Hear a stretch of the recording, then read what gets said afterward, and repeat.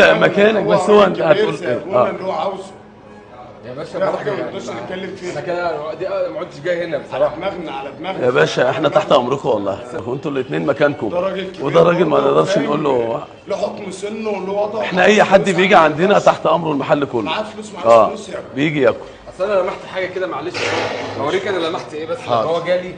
بص انا لمحت معاه ايه؟ ايه يا ابني في ايه؟ لا طب استنى حتى لو معاه فلوس بعد اذنك، حتى لو معاه فلوس اهو. حتى لو معاه فلوس بعد اذنك، احنا المحل عادي. اللي هو عاوزه يعني الراجل معاه فلوس. معلش. فلوس ياخد الاكل ويمشي. يعني هو جاي اتفضل يا يتكلمنا حاج. يعني. معلش اتفضل انت اتفضل. انا لو هحاسب يا باشا، انا لو كده المعامله مش واحده. انا لو هحاسب يبقى لا، انا هاخد الراجل اللي معايا. انت يا استاذنا انت طالب، اما هو جاي.